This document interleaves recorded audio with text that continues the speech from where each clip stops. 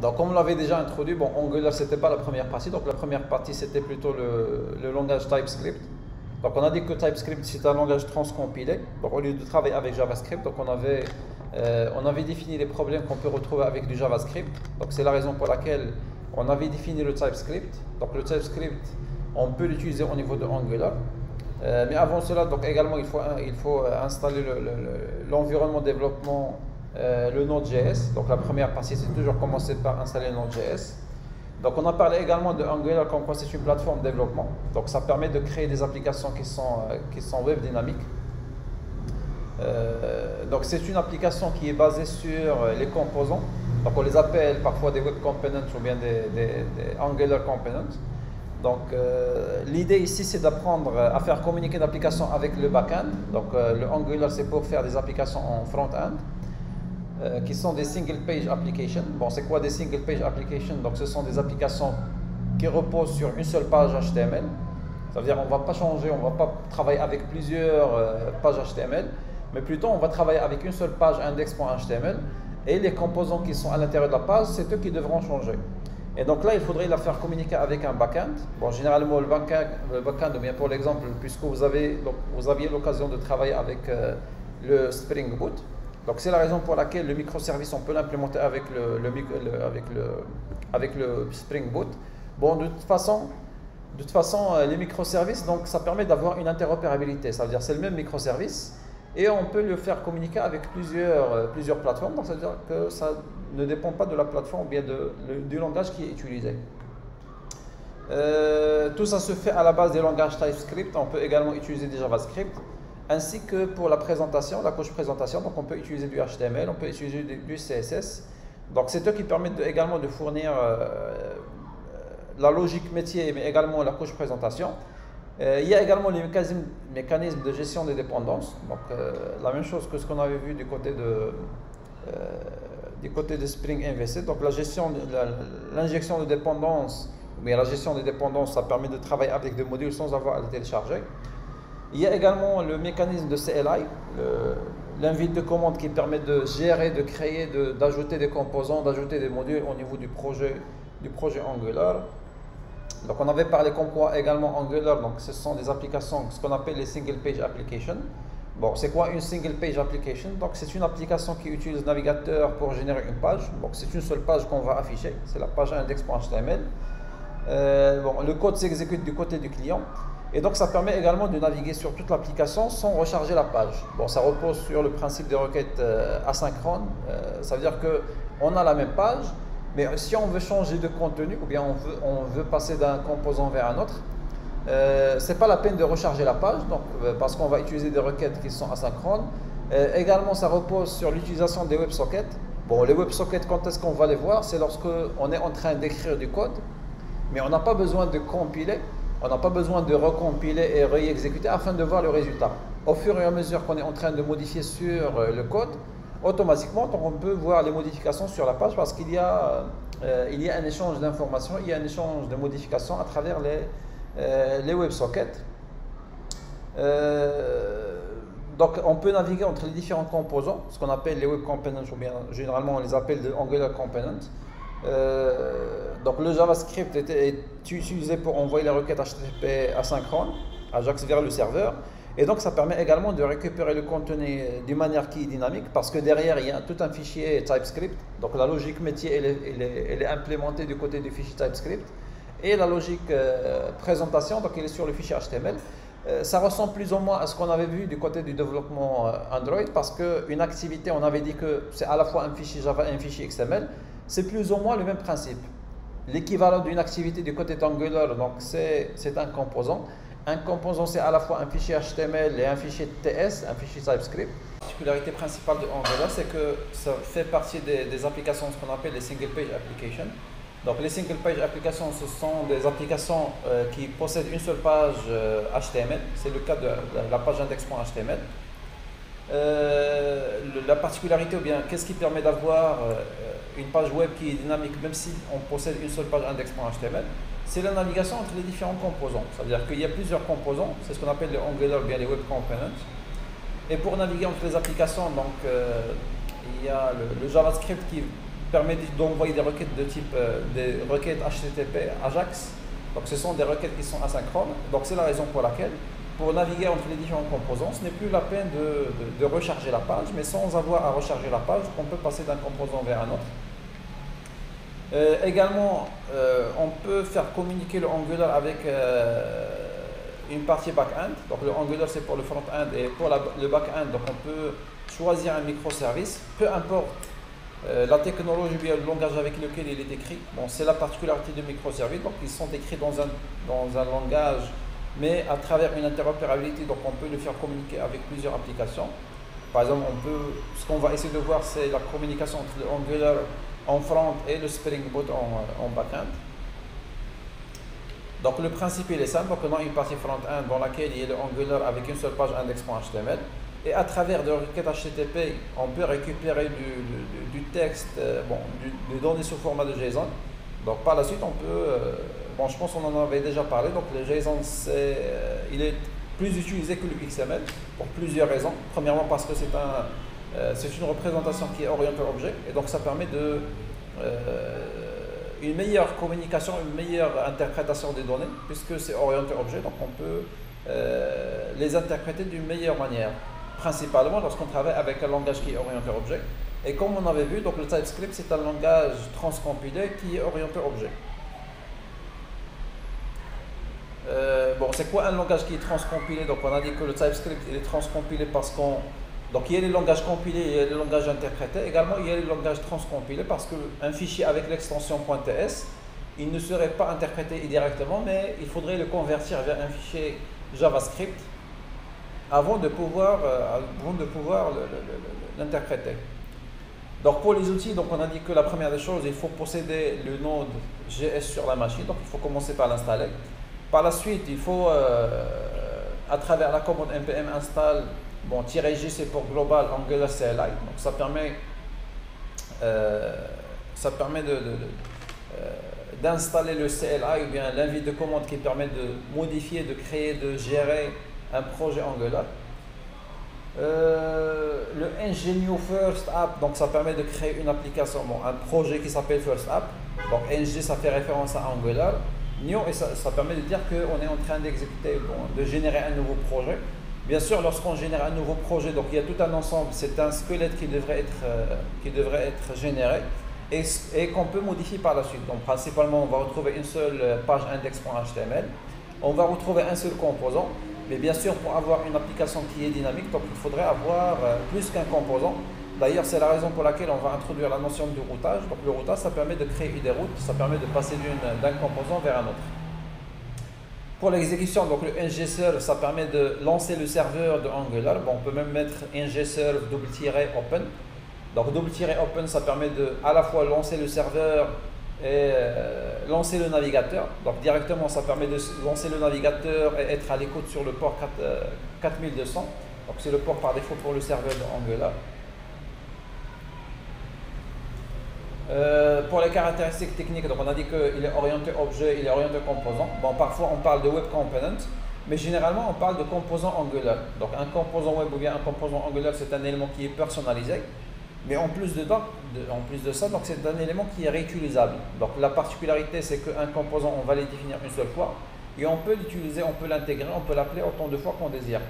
Et donc dans les applications Angular, donc un composant peut correspondre à une page entière, ou bien même ça peut correspondre à un seul élément.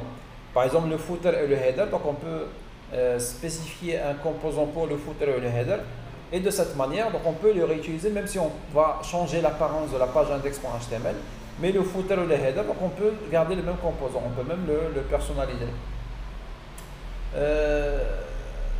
Le composant, donc c'est quoi un composant? On a dit que l'équivalent du composant, c'est les activités ou bien une activité au niveau de la programmation Android.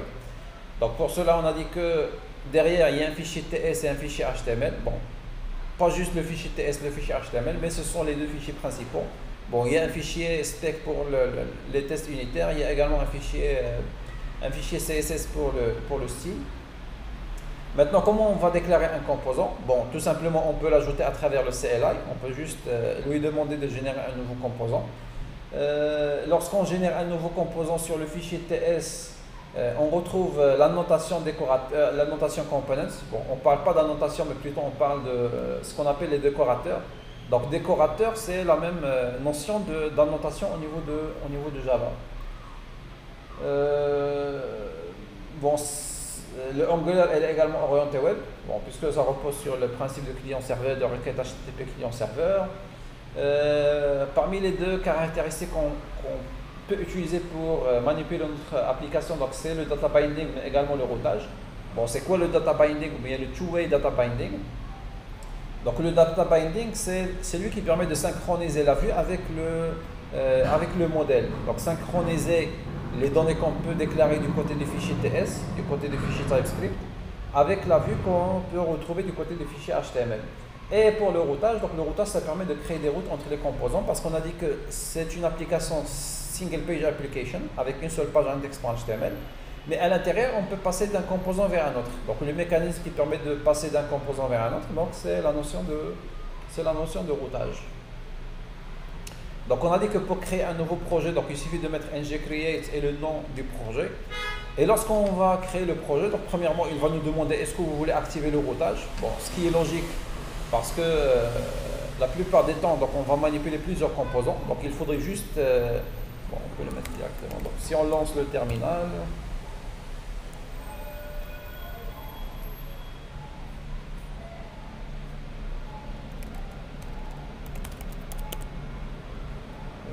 je pense qu'on avait déjà créé un dossier pour le test.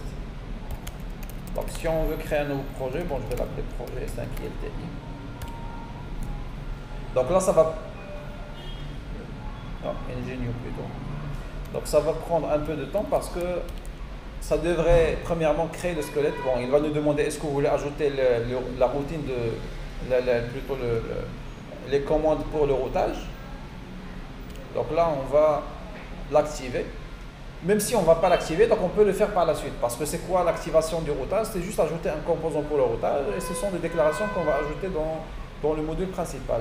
Là, il va nous demander également quelle est la feuille de style que vous voulez utiliser. Donc on a le choix entre plusieurs feuilles de style. Bon, on va garder celle par défaut CSS. Donc là, il a créé tout un ensemble de fichiers et de dossiers. Et là, il est en train de, à travers le NPM, le Node Package Manager, donc il est en train d'installer les packages dont on a besoin. Et donc, à la fin, qu'est-ce qu'on devrait retrouver? Donc on va retrouver tout un ensemble de dossiers. Bon, c'est pas juste le dossier SRC app qu'on va retrouver, mais c'est tout un ensemble de dossiers. Et donc lorsqu'on va créer le projet Angular, donc il y a plusieurs dossiers qu'on va retrouver, parmi lesquels donc, le dossier principal c'est le SRC. C'est le dossier source.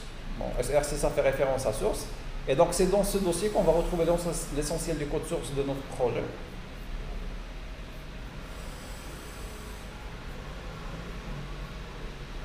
Donc c'est à l'intérieur duquel on va retrouver l'ensemble, bien le code source de notre projet qu'on a besoin de modifier. Et donc c'est dans ce dossier qu'on a besoin de passer plus de temps, dans lequel on va ajouter des composants.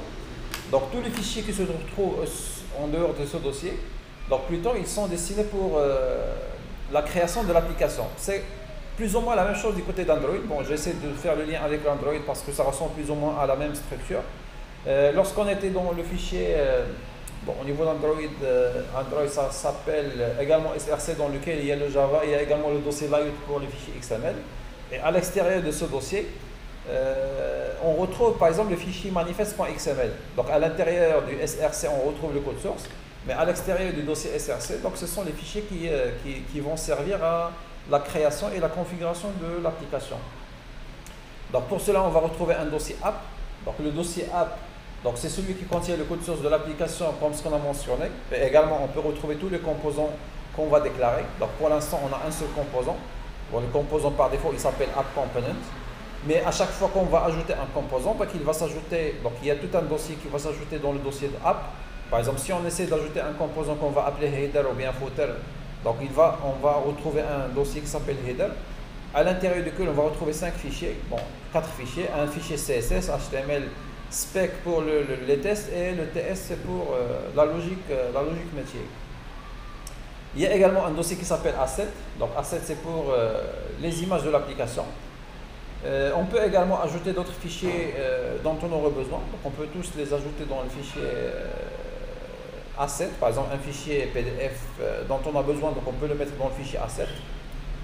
Le dossier environnement également, donc on va y retrouver des fichiers de configuration pour chacun des environnements de destination. Bon, principalement lorsqu'on va parler de la phase de production, donc là également, si on a besoin comme exemple d'une URL destination pour les appels HTTP, puisque certainement ça ne serait pas le même entre la machine de développement et le serveur de production, donc on peut le mettre à l'intérieur du dossier environnement. Donc si on essaie d'ouvrir, bon là il est en train de... donc là il a créé le dossier, donc on peut me le voir. Donc on l'avait appelé projet 5 qui était... Voilà, à l'intérieur duquel on va retrouver le dossier CRC. Donc tout ce qui est à l'extérieur de CRC, donc ce sont généralement des fichiers JSON pour la configuration du projet. Donc si on va se mettre sur le dossier CRC, donc là on va retrouver plutôt le dossier app, le dossier assets, le dossier environnement. Mais également, donc on va retrouver la page index.html qui est la page, la single page application. Donc on peut même le voir. Donc si on essaie d'inspecter le contenu du fichier SRC, bon c'est pas de readme qu'on a besoin d'ouvrir. Donc app. Donc là, il y a déjà la page index.html qui est le point d'entrée par défaut de l'application. Donc c'est du HTML qui est basique. La seule particularité, c'est qu'il y a une balise particulière qu'on n'a pas, qui n'est pas une balise, c'est pas une balise de HTML, mais c'est une balise qui est personnalisée. Donc c'est elle qui permet d'introduire le composant de base. Donc le upload, ça permet de faire référence au composant qu'on a ajouté. Donc on s'intéresse particulièrement, pour chaque composant, on s'intéresse au fichier HTML, mais également au fichier TS. Bien sûr, il y a d'autres, bon, il y a également le module principal, on va essayer de l'ouvrir et voir son contenu. Donc pour le module principal, donc il est caractérisé par le décorateur ou bien la notation ngModule, qu'on possède un module de Angular, dans lequel on va retrouver la déclaration de tous les composants. Donc pour l'instant, on a un seul composant qui est l'AppComponent. Et à l'image d'Android, à chaque fois qu'on avait besoin d'ajouter une activité, cette activité devrait être déclarée dans le fichier manifest.xml. C'est le même principe. À chaque fois qu'on va ajouter un composant, on devrait le retrouver dans le module de base, à l'intérieur de déclaration. Donc là, on va le retrouver. On va également l'importer à partir d'un fichier. Donc lorsque vous retrouvez ./, donc ça veut dire que c'est un chemin relatif à l'emplacement dans lequel on se trouve, et AppComponent, donc ça permet de charger la classe du composant à partir du fichier qui s'appelle AppComponent, app.component.ts. Et donc à chaque fois que vous allez ajouter un composant, bien sûr vous n'avez pas besoin de l'ajouter à la main, mais à chaque fois que vous ajoutez un composant, premièrement il va importer le fichier TS de ce composant, il va l'importer au départ, et dans la déclaration il va ajouter le nom de la classe du composant à l'intérieur du tableau declaration.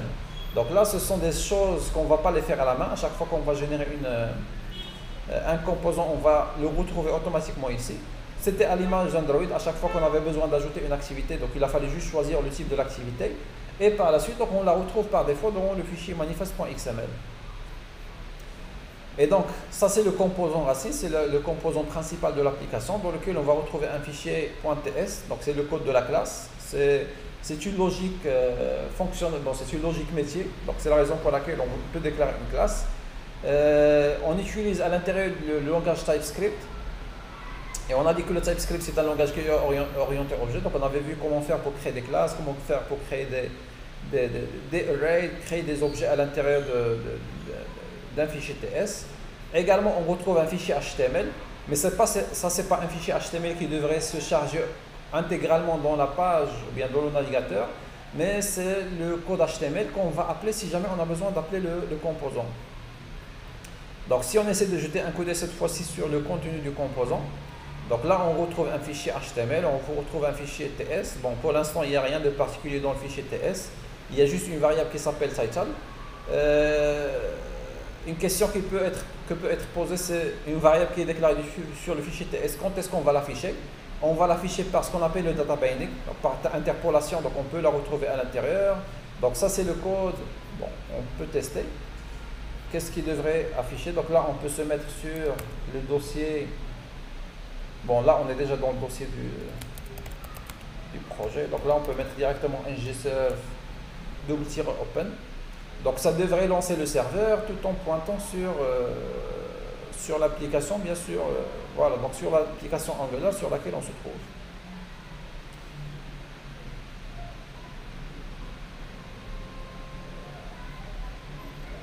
Bon, entre-temps, le temps qu'il permet d'ajouter. Donc là, c'est ce qu'on devrait retrouver. Donc on devrait retrouver un ensemble de choses. Voilà, donc ça, c'est le même contenu que sur le fichier app.components.html. Si on essaie de modifier, par exemple, je vais supprimer tout le contenu et je vais écrire juste du texte. Bon, je vais tout supprimer. Donc sans avoir à recharger la page, une fois que je vais enregistrer, je vais faire un CTRL-S. Une fois que j'ai mis un CTRL-S, donc le contenu de la page index.html, il a changé. Pourquoi il a changé même si on n'avait pas besoin de recharger la page? On a dit que ça repose sur les WebSockets. À chaque fois, il est en train d'envoyer des WebSockets en mode connecté. Donc là, si j'écris du code, bon, c'est une page HTML. Donc on peut écrire avec du HTML. C'est du HTML qui est basique. Bon. Pour l'IDE, donc il y a plusieurs IDE que vous pouvez utiliser. Donc il y a ceux qui sont propriétaires, mais vous pouvez utiliser des licences pour pouvoir les utiliser. C'est comme le cas des solutions de la société JetBrains. Sinon, vous pouvez travailler directement avec des éditeurs de texte qui sont adaptés pour... bon, c'est vrai que celui-là n'est pas le plus adapté pour le développement avec Angular, mais même le Notepad, on peut le configurer pour qu'il prenne en considération pourquoi on est en train de développer avec du TypeScript et du Angular. Donc là, c'est...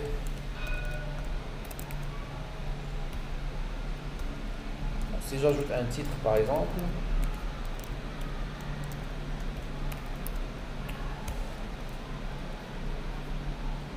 page accueil, projet Angular. Donc une fois j'enregistre, bon, je vais fermer. Une fois j'enregistre, donc là il y a le titre n'a pas changé. Est-ce que j'ai pas enregistré?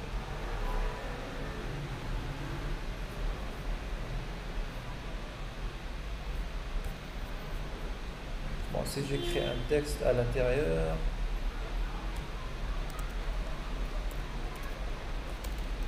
donc là on va voir plusieurs variantes pour ce qu'on peut faire dans le body. Par exemple, on peut écrire du texte, donc là c'est du HTML, donc il va l'interpréter. Ouais. Pourquoi il ne l'a pas changé? Bon, tout simplement parce que lorsqu'on avait jeté un codé sur le fichier TS, on avait trouvé qu'il y a une variable qui s'appelle title, et donc là il va par interpolation, donc à chaque fois qu'il a besoin de recharger la page, il va chercher est-ce qu'il y a une variable qui s'appelle title. S'il va la retrouver, donc là on va retrouver le projet 5 qui était donc il avait une priorité par rapport au title qu'on a mis du côté de HTML. Donc là, on peut écrire avec du HTML, mais bien sûr, on n'est pas dans la page index.html. Donc dans la page index.html, on retrouve une balise qui s'appelle approach. Mais comment il fait la référence, le lien entre approach et le app.components.html? Donc c'est à l'intérieur du composant. Donc là, on retrouve la balise, ou bien la propriété selector, ou bien la directive selector. Comme quoi ce composant, l'équivalent de ce composant en termes de balise, donc c'est la balise approach. Et à chaque fois qu'on va essayer d'insérer une balise approach à l'intérieur de ce fichier, donc il va automatiquement faire appel à un fichier HTML du composant. Donc là, on a dit que donc ça permettrait de créer une page HTML, index.html, dans laquelle on peut soit travailler avec des balises, soit on peut travailler avec les directives de routage. Et donc au lieu d'avoir tout le contenu dans la même page, donc on va le diviser par plusieurs composants. Et à chaque fois qu'on a besoin d'un composant, donc on peut l'appeler directement. Donc lorsqu'on avait ouvert également le fichier app.components.html, donc on a pu retrouver le code HTML qui correspond à ce qu'on peut avoir sur le navigateur et on peut le modifier. Bon, également on peut jeter, donc on a jeté un codé sur le fichier TS qui permet de voir qu'est-ce qu'on peut faire à l'intérieur. Bon, ça ce sont les éléments qu'on peut retrouver. Il y a également le main.ts. Donc qu'est-ce qu'on retrouve dans le main.ts? On retrouve l'importation. Donc c'est quoi l'importation? C'est que à chaque fois qu'on a besoin d'un élément ou bien d'un module, donc on va essayer de l'importer à partir c'est comme une bibliothèque. Donc, lorsqu'on met Angular Core, ça veut dire que à partir du noyau de Angular, on va essayer d'importer on peut importer une bibliothèque, on peut l'utiliser à l'intérieur de notre code. Donc tout ça, on peut le faire directement dans le main.ts. Donc ça, c'est le fichier TS qui contient la logique métier, donc on en a déjà parlé. Le fichier TS, on a dit que c'est un fichier qui est transcompilé, c'est-à-dire qu'il va le convertir en du JavaScript avant de pouvoir l'interpréter. Chaque composant, donc il a le décorateur component. À l'intérieur de chaque composant, donc on retrouve selector. Donc selector, donc c'est le nom qu'on va utiliser pour la balise HTML si on a besoin d'afficher le composant. Donc il y a plusieurs variantes pour le selector. Bon, par exemple ici approach, ça veut dire qu'on va directement intégrer approach dans le symbole diamant et automatiquement il va faire appel au composant HTML. Bien sûr, le nom ça devrait être unique, c'est un identificateur. Donc on ne peut pas utiliser plusieurs composants avec le même nom de selector. Sinon, il y aurait une confusion si jamais on a besoin d'appeler la balise et la balise elle est déclarée dans deux composants. Donc là, il y aurait un problème. Donc il ne va pas savoir lequel des composants il devrait charger. Donc on peut l'intégrer également à travers la balise div, on peut le mettre directement dans body. Donc tout ça, on peut le faire automatiquement. Donc template URL, c'est le chemin vers le fichier HTML à injecter. On a dit qu'à chaque fois que vous retrouvez ./ ça veut dire que c'est un chemin relatif à l'emplacement du fichier. Et donc à l'intérieur, il va retrouver, il va charger, il va faire le lien entre le fichier appcomponents.ts avec le fichier appcomponents.html. Également le style URL, donc ça permet de charger le fichier de style. Donc là, comme vous pouvez voir, contrairement à template URL, il n'y a pas le symbole crochet. Donc là, parce que ça c'est unique. Pour chaque composant, il devrait posséder une seule page HTML. Mais là, c'est un tableau, bien ce qu'on a appelé un array. Donc, array qui contient un ou plusieurs chemins vers des feuilles de style. Donc, on peut utiliser plusieurs feuilles de style. Et donc, lorsqu'Angular va retrouver la balise approach dans le fichier HTML, donc automatiquement, donc, il va savoir, il correspond à quel composant web, bon, plutôt quel composant Angular. Et par la suite, donc, il va savoir qu'il doit remplacer le contenu par celui de template app.components.html. Et donc c'est la raison pour laquelle en appliquant le style app.components.css ou bien tous les feuilles de style qui sont déclarées ici. Et donc c'est la raison pour laquelle à chaque fois qu'on appelle cette balise, on aurait le contenu de ce fichier HTML.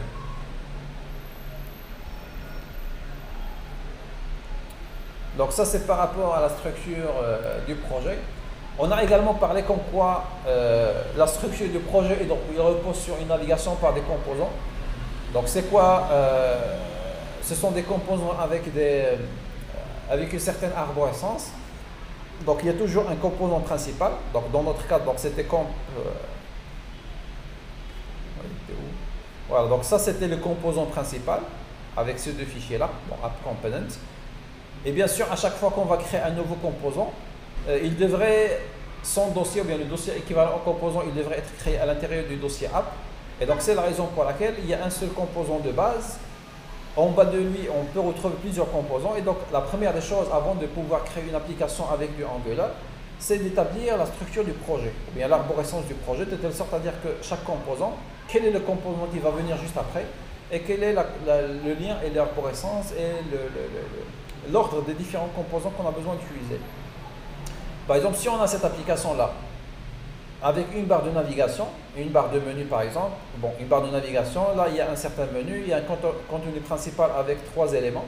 Donc la première des choses, il faut dire qu'il y a un composant principal, il y a un unique composant principal, c'est celui-là. En bas de lui, donc on va retrouver 3 composants, il y a la barre de navigation, il y a le menu, mais il y a également le contenu principal. Et à l'intérieur, bien en bas du contenu principal, ou bien du module du contenu, ou bien du composant du contenu principal, on va retrouver également 3 composants qui sont contenu 1, contenu 2, contenu 3. Et donc à travers la notion de routage, donc on peut passer d'un contenu vers un autre, on peut changer le contenu de chaque élément pour avoir ce rendu qui est là. Donc un composant Angular, donc on a dit qu'il est composé principalement de 2 fichiers, 3 si on s'intéresse également au fichier CSS pour le style. Donc il y a un fichier TypeScript qui contient les données, mais également la logique et le comportement du composant. Un fichier HTML qui contient le code qui est affiché par le browser, mais également on peut retrouver des instructions pour interagir avec le code TypeScript. Donc on va voir qu'il y a des directives qui sont propres à Angular qu'on peut insérer à l'intérieur de la page HTML. Le fichier CSS, il contient la feuille de style, une référence vers la feuille de style. Et le composant principal, donc on a dit qu'il est appelé app ou bien root. Et c'est le premier élément qu'on retrouve dans le dossier SRC et dans le dossier app. Donc Angular, donc on a dit que c'est un framework qui permet de créer la partie front-end et qui repose sur la notion de composants et de modules. Donc une application Angular se compose de un à plusieurs modules. Il y a un seul qui est principal.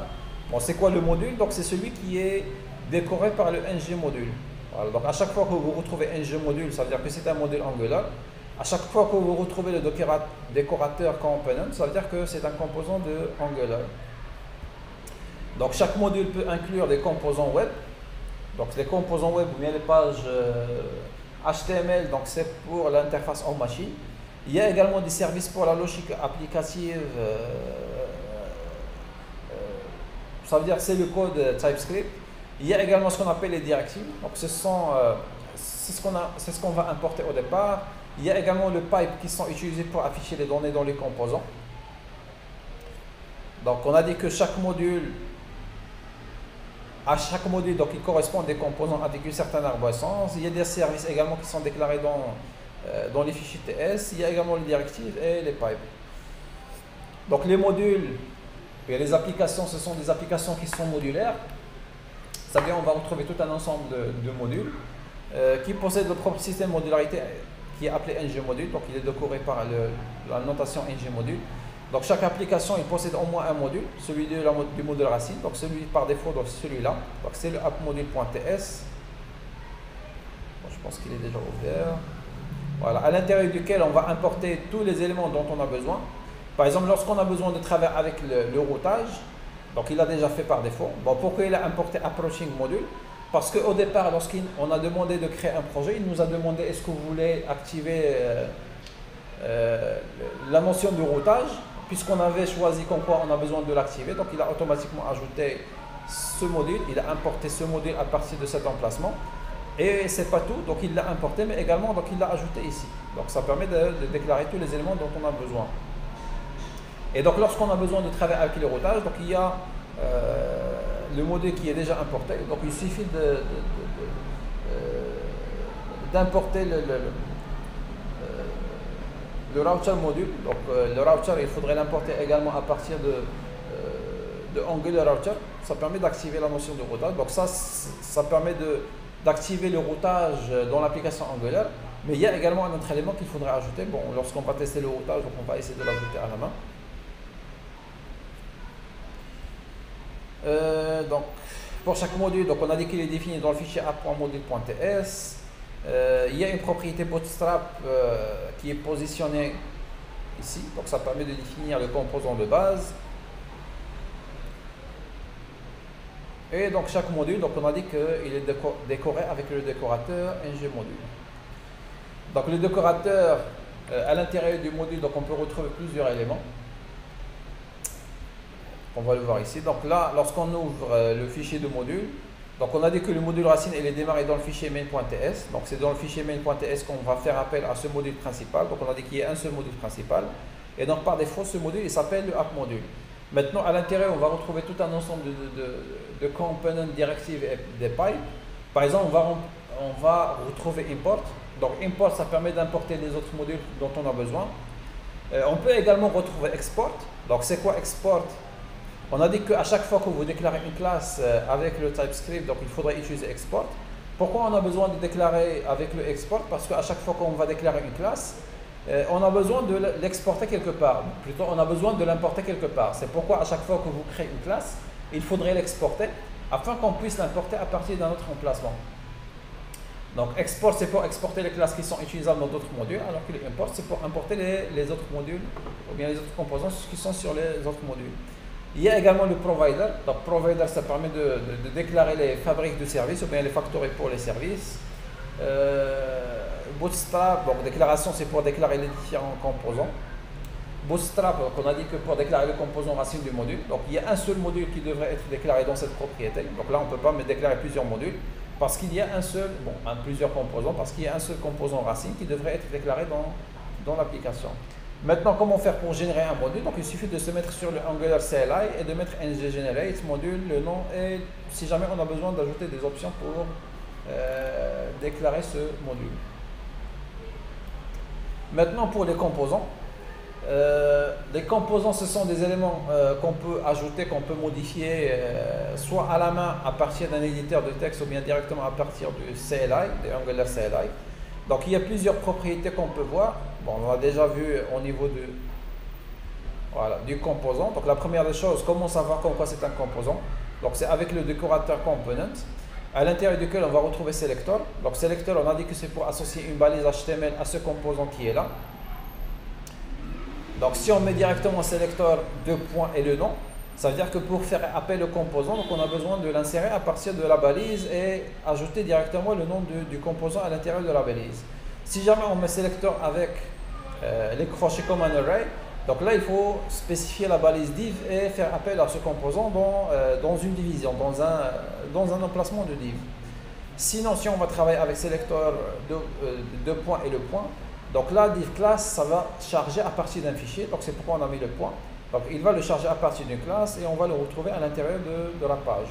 De toute façon, à chaque fois que vous mettez selector, ça veut dire que vous faites le lien entre un composant et sa balise qui va nous servir pour faire l'appel de cet élément. Il y a également le template, donc on a dit que le template ça permet de définir dans l'intérieur du décorateur le code HTML qui représente la vue du composant. Par exemple, si on a besoin de déclarer plusieurs variables, le nom d'une personne, son âge, son adresse, et on a besoin de les afficher. Donc là, on peut travailler avec template pour formater ces données qu'on va afficher. Il y a également le template URL qui permet d'associer un fichier externe HTML au composant. Donc on a dit que lorsqu'on retrouve un template HTML URL, ça permet de faire le lien entre ce composant et cette page HTML. Et à chaque fois que vous allez utiliser cette balise, donc il va automatiquement charger ce fichier-là en se basant sur ce fichier CSS pour le style.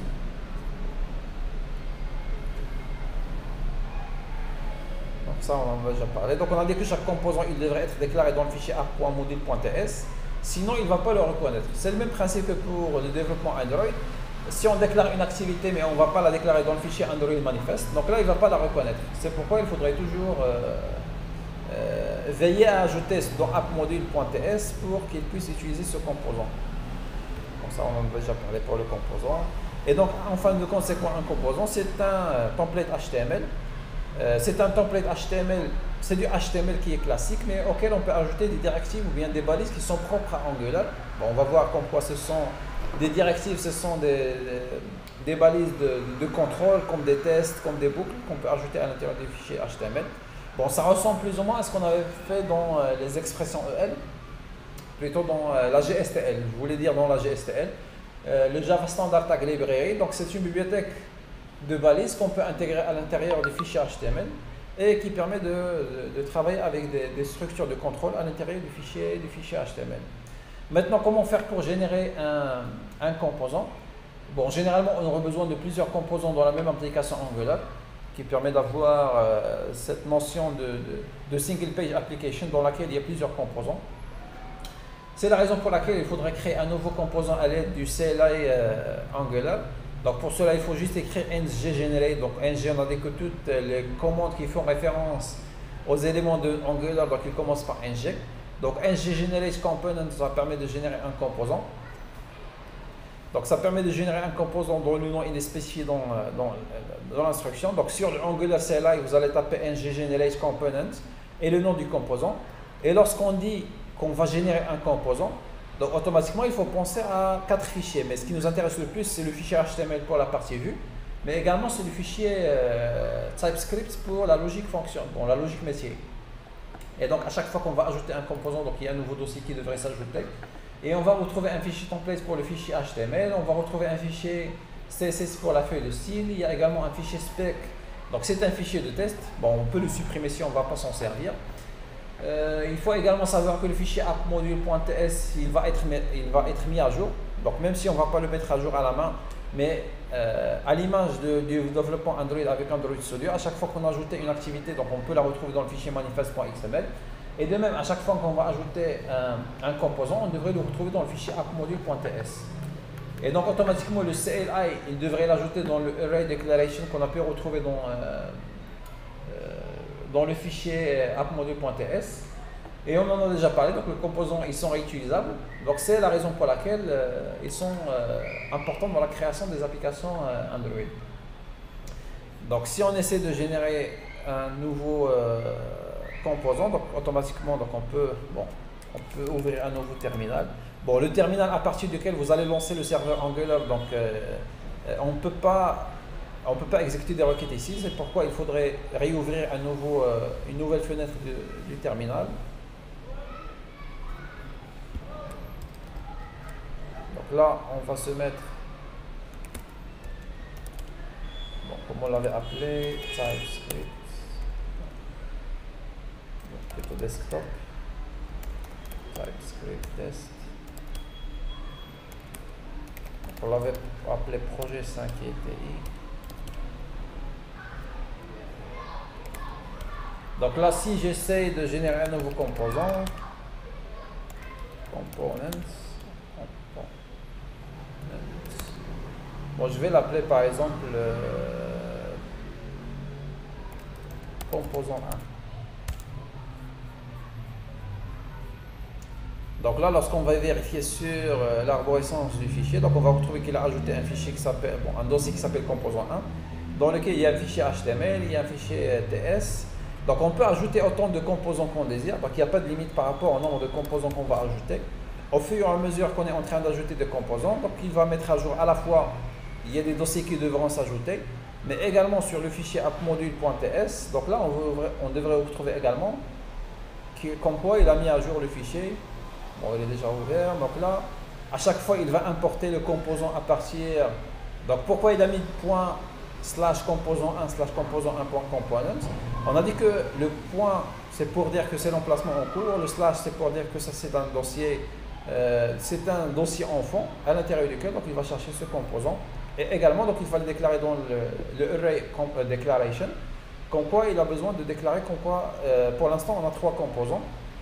Ça, c'est le composant principal.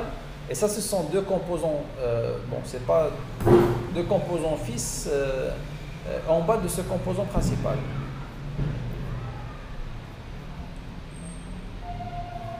Également, parmi les. Bon, avant de voir le data binding, bon, je vais m'absenter 2 minutes, je reviens.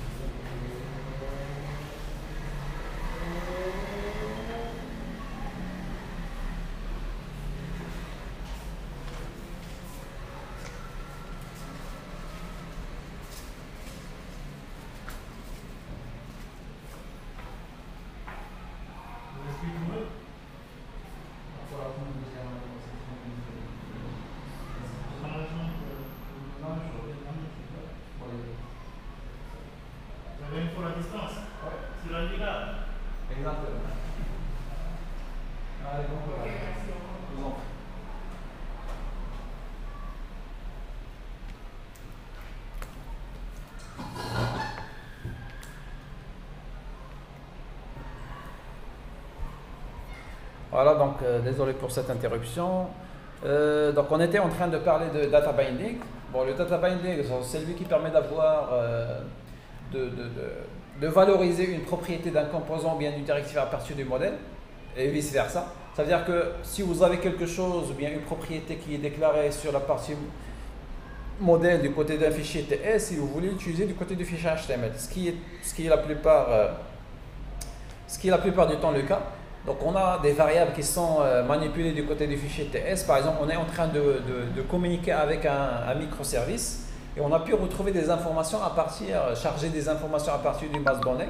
Et donc là, automatiquement, il faudrait les afficher du côté de HTML. Et donc si on déclare quelque chose du côté du fichier TS, bon, on a ajouté des composants. Donc si on s'intéresse juste au premier composant, par exemple, au niveau du fichier TS, on a pu déclarer des variables. Donc, vous pouvez voir, donc on a déjà parlé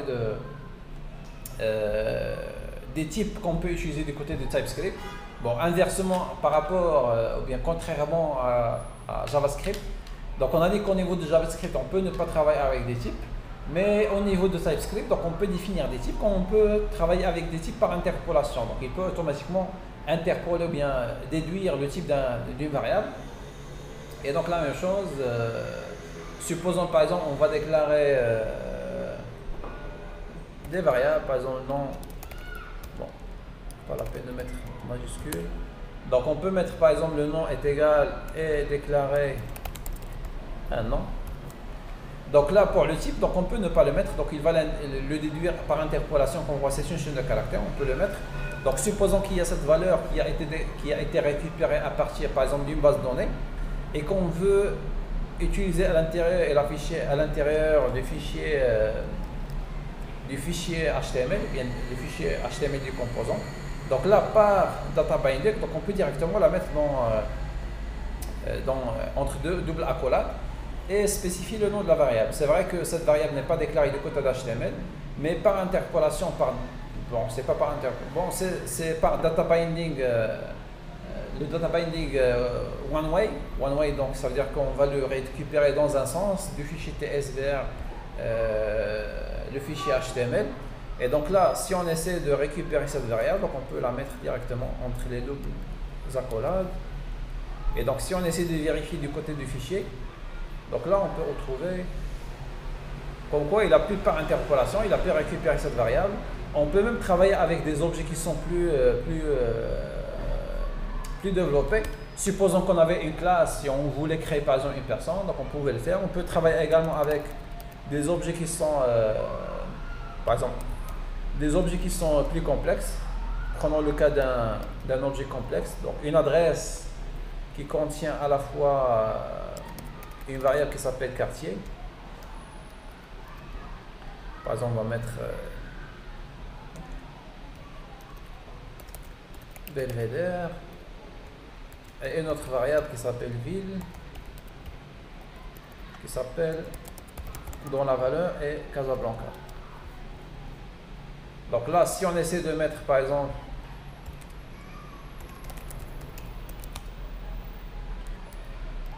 récupérer la valeur de l'adresse, donc là il va récupérer comme quoi object. Pourquoi il a mis object? Parce que on n'avait pas spécifié le type. Et donc il n'a pas pu déduire le type. Par contre, si on met par exemple adresse point et on va récupérer quartier,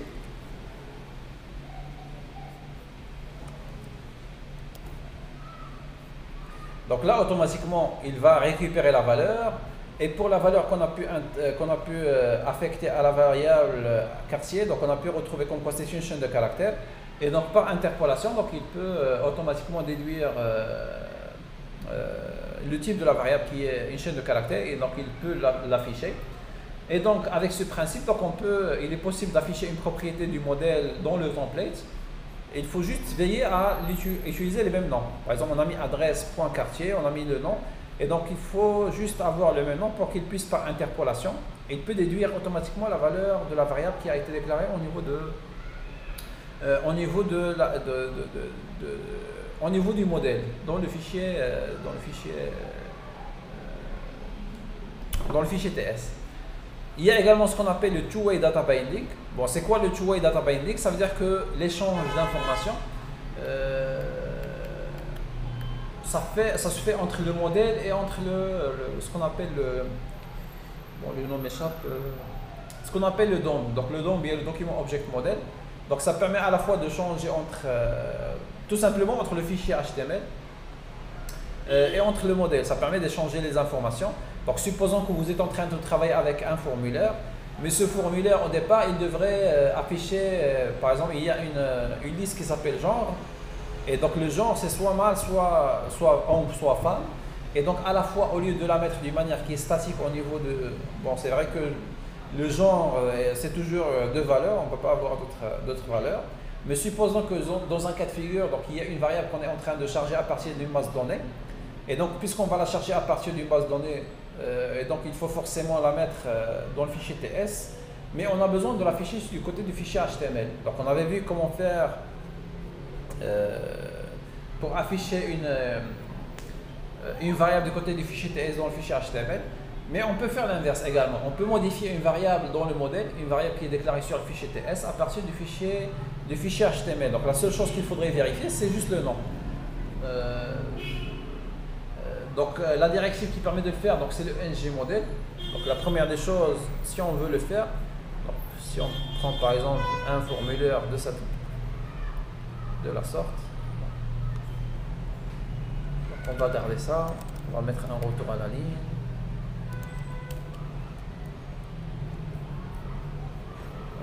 Donc sur le ts adresse.quartier, donc supposons qu'on va prendre la même chose. Ou bien prenons le name. Est-ce que je l'avais appelé name? Bon, plutôt je l'ai appelé nom. Donc supposons que c'est cette variable dont on cherche à faire le binding. Bon, avant de... Bon, je pense que ça devrait, voilà, donc ça devrait afficher une erreur. Parce qu'on a dit qu'à chaque fois que vous voulez utiliser une propriété ou bien un module, donc il faudrait l'ajouter dans le fichier appmodule.ts. Par exemple, dans ce cas-là, donc ce qu'on a besoin d'ajouter, c'est le form module. Donc, de la même manière, on va importer la directive pour, je pense, le F et le M. Et on va l'importer à partir de l'élément forms. Et on a dit que chaque chose qu'on va importer, il faudrait l'ajouter dans le array de déclaration pour les composants, mais de import pour les modules qu'on va utiliser. Voilà, donc là, lorsqu'on va recharger, par exemple, je vais modifier dans le fichier HTML. Donc là, on est en train de créer un formulaire, un simple formulaire. Et l'élément qu'on a chargé, donc c'est un élément qui a été par interpolation chargé à partir de la variable qui s'appelle nom. Mais la particularité, c'est qu'à chaque fois qu'on va modifier non pas juste sur la page HTML. Bon, il faut juste ajouter un bouton pour valider. À chaque fois qu'on va valider, on va modifier. Il va prendre cette modification. Bon, sans avoir à recharger. Donc, par exemple, là, on a la variable qui était nom. Donc, on avait mis bonsoir et le nom, la variable nom. Donc, c'est vrai que cette variable, dans la première phrase, il a été chargé par interpolation. Donc, il a juste récupéré la valeur à partir du fichier TS. Donc, il a pu le récupérer. Mais à chaque fois qu'on a besoin de modifier, donc là, on a mis le two-way data binding. Donc, le two-way data binding, on a dit que ça permet de modifier dans les deux sens, dans la présentation et dans le modèle. Et donc, à chaque fois qu'on va modifier,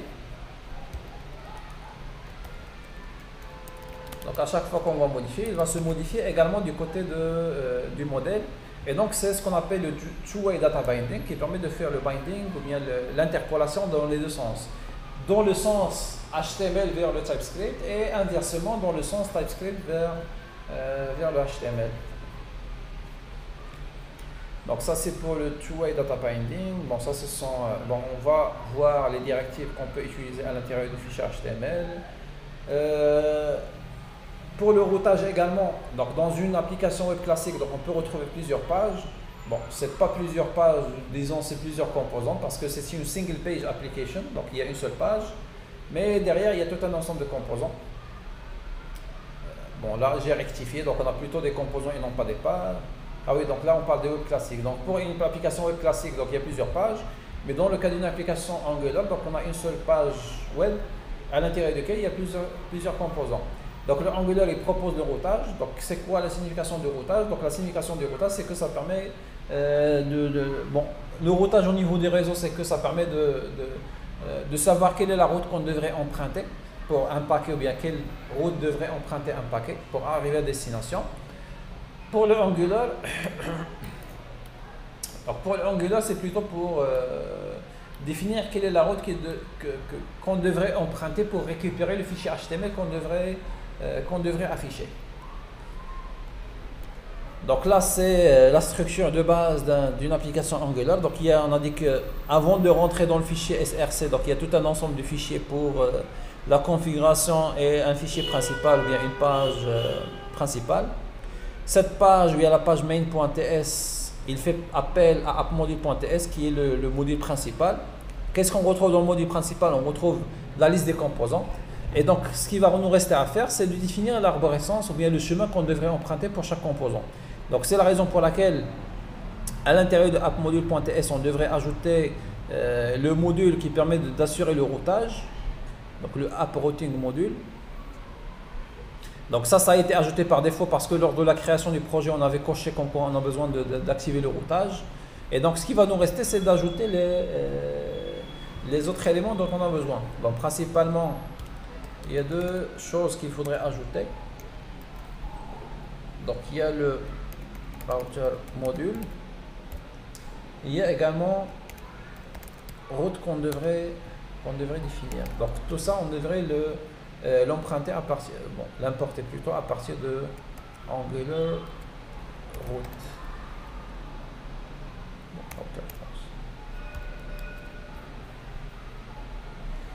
Et donc une fois on avait importé, donc la deuxième des choses, on a dit que chaque chose qu'on va importer, il faudrait l'ajouter dans le array imports. Donc ce qu'on va ajouter, donc l'élément qu'on avait importé, donc c'est router module. Et donc là on va faire appel à une méthode qui s'appelle forRoute. Mais l'information qui manque, c'est la route ou bien le tableau qui contient le mapping entre les composants et entre les routes qu'on devrait emprunter. C'est la raison pour laquelle, donc avant de rentrer dans le module, on va déclarer une simple variable, une constante qu'on va appeler, pour ne pas avoir de confusion, donc on va l'appeler route. Donc ce tableau, donc c'est un tableau de route, et donc c'est la raison pour laquelle on va ouvrir les crochets.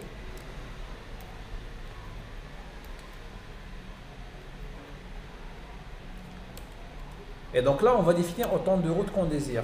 Bon, les crochets, c'est pour dire que c'est un tableau de route. Et pour chaque route, donc on va le déclarer dans... C'est un objet qui est complexe. Et donc à chaque fois qu'on a besoin d'une route, donc si on a besoin, si on travaille avec deux composants en fond du composant principal, donc on peut définir deux routes. Et donc les informations qu'on devrait emprunter pour des routes, donc c'est quoi la signification d'une route? Donc la route c'est le mapping entre ce qu'on appelle entre le path, entre le chemin, mais également donc c'est le mapping avec le composant. Donc là il y a deux choses à vérifier, à définir. Donc il y a le path, mais également donc il y a le composant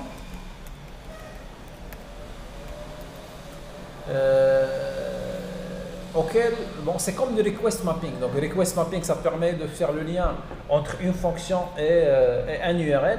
C'est plus ou moins la même chose. Donc là, quel est le nom du composant? Prenons par exemple le premier composant 1 component. Donc normalement pour le nom du composant, donc il est toujours en train de prendre le nom qu'on avait spécifié pour le composant et il va le concaténer avec component. C'est la raison pour laquelle généralement il faut choisir un nom qui soit expressif, par exemple footer, header, et donc automatiquement on va retrouver footer component, header component, et donc là on sait que c'est un composant parce qu'il se termine par component et ça permet de ne pas avoir de confusion entre les composants, entre les modules et entre tous les éléments qu'on a besoin d'utiliser à l'intérieur de l'application. Donc ça, component, je pense que c'est pas la peine de mettre les simples codes. Et donc le path, c'est quoi le path? Donc c'est l'URL qu'on va, disons par exemple composant, disons URL 1. Et on va refaire la même chose pour le deuxième composant.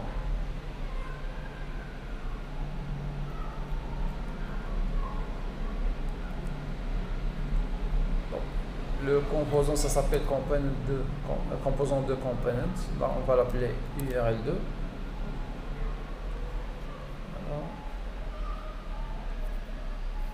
Donc, on avait défini 2 routes. Et donc, ce qui va nous rester à faire, c'est d'insérer ces éléments à l'intérieur d'une page. En prenant par exemple le appComponents.html.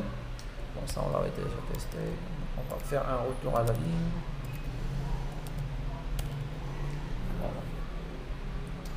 Voilà.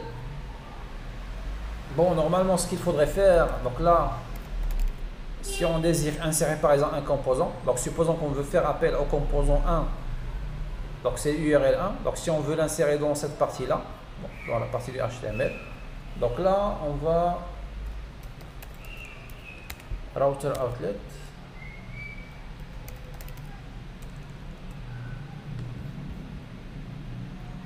Et donc là, on va par exemple mettre, bon, je pense qu'il faut mettre les simples codes. URL 1.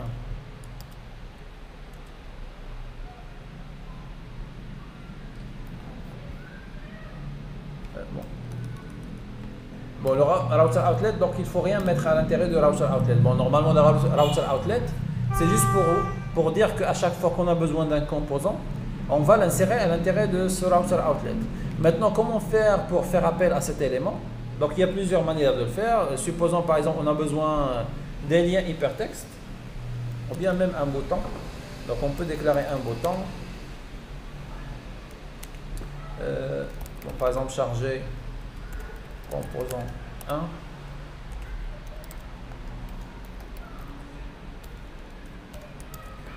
Donc là, il y a juste le message qui devrait s'afficher à l'intérieur du bouton, mais également il faut définir l'URL. Donc pour définir l'URL, donc il faut juste utiliser le router link. Et on va mettre par exemple URL 1. Donc là, qu'est-ce qui devrait se passer?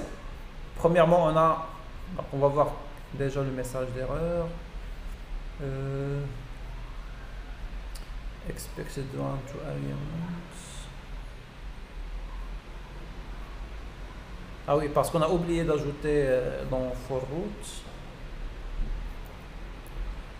Voilà, on avait déclaré ce tableau. Et donc ce tableau, on devrait le déclarer dans la méthode for root. Donc for root, ça permet de dire que le module pour le routage, il a besoin de consulter à chaque fois qu'on a besoin de faire un routage, de consulter la liste ou bien le tableau des routes et le tableau de route. Donc on l'a mis dans un tableau. Donc c'est la raison pour laquelle il va à chaque fois faire appel à cet élément. Donc là, il y a chargé composant 1. Donc lorsqu'on a cliqué sur charger composant 1, qu'est-ce qui s'est produit? Bon, pourquoi il a affiché composant 1 work? Ça dépend de ce que vous avez mis à l'intérieur du fichier HTML du composant. Bon, on n'y avait pas touché. Donc c'est la raison pour laquelle si on essaie d'ouvrir le fichier HTML du composant, donc là c'est le message par défaut qu'il a pu charger. Donc là on va mettre par exemple chargement du composant 1. Et la même chose pour le deuxième, donc on va modifier le contenu du fichier HTML.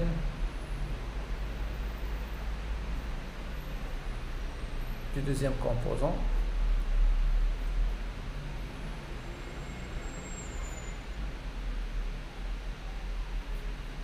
Donc là on va mettre chargement du composant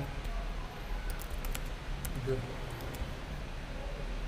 Et donc dans le composant principal, donc on peut également ajouter un autre bouton, comme on peut ajouter un lien hypertexte, href.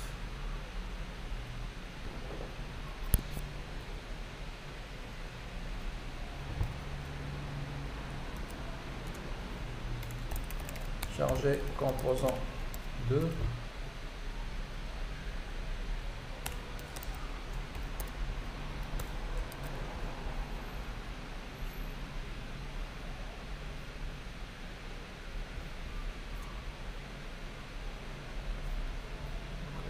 Faire un retour à la ligne. Ah oui, c'est bon, validé. Bon, c'est vrai que là, on est juste en train de tester, donc ça fait pas joli d'avoir une page de cette manière, mais charger composant 1, charger composant 2, donc ça permet de naviguer entre les pages. Premièrement, comme vous avez pu voir, donc on n'a pas besoin de recharger la page. Donc supposons que, bon, si on revient vers cette arborescence qui était au départ, voilà, par exemple celle-là, donc on peut imaginer que dans la barre de navigation, il y a tout un ensemble de liens. C'est vrai qu'avec le CSS, donc ça peut faire plus joli que ces éléments qui sont là. Donc on peut avoir une barre de menu, ou bien une barre de menu, à l'intérieur de laquelle il y a tout un ensemble d'éléments. À chaque fois qu'on va cliquer, le contenu principal, ça devrait changer. Donc ça permet de naviguer avec une seule page. Donc on a une seule page HTML. On n'a pas plusieurs pages HTML. C'est vrai qu'on est en train de travailler avec plusieurs pages HTML, mais ça, ce ne sont pas des pages HTML, ce sont juste des composants. Ce sont des composants qu'on va retrouver à l'intérieur de page HTML du composant principal. Et il faut savoir également que dans index.html, donc on a mis juste approach. Ça veut dire qu'on avait fait appel à l'élément principal. Si vous avez par exemple des éléments qui ne changent pas, par exemple le footer et le header, donc on peut ajouter deux composants. Donc avec le Ingenio component, donc on peut créer deux autres composants footer et header, et sans avoir à les mettre dans le fichier appcomponents.html, puisque ce sont des éléments qui ne changent pas. Donc il faut juste prendre leur sélecteur, leur balise et les mettre ici. La balise pour le footer, pour le header, et la balise pour le footer. Et on est sûr que dans ce cas-là, quels que soient les composants qu'on va charger, on aurait toujours le footer et le header qui ne devraient pas changer d'emplacement. Donc on devrait toujours les retrouver. Et de cette manière, on a une seule page, le contenu ça change d'une manière qui est un peu dynamique.